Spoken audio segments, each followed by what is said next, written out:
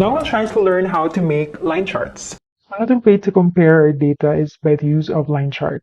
Line charts are used when we have time component in our data set.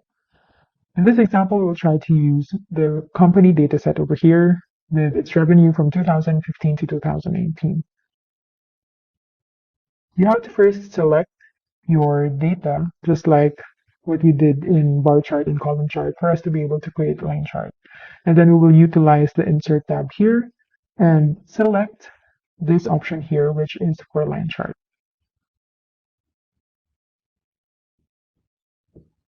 Now we'll try to inspect the data source of our chart by right-clicking on the chart and clicking select data over here. This window will show us the data source of the chart.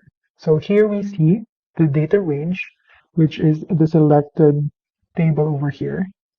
Now, there are many ways to add additional series in your chart.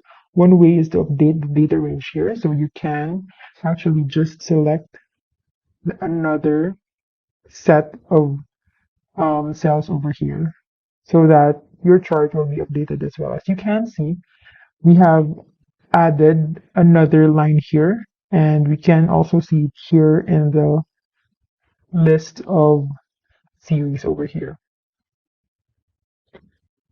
You can also use these buttons to add, edit, or remove some series which you may need in the chart. And there's also an option for us to switch rows and columns by clicking this button. So what happens here is this list will be on your horizontal category, while this one will be placed here.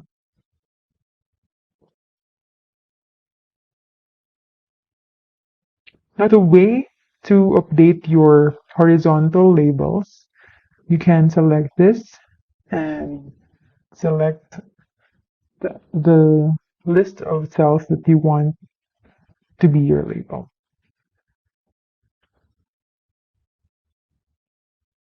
That's how we create line charts. We also have the same exact chart elements here to update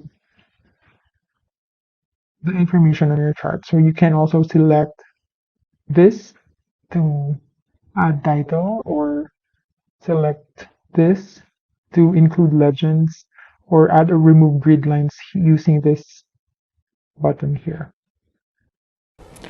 In summary, we have learned that we will use line chart to show trends or changes over time. And for some of the best practices, always try to remove distracting elements and avoid using more than 7 lines, because usually our chart becomes cluttered.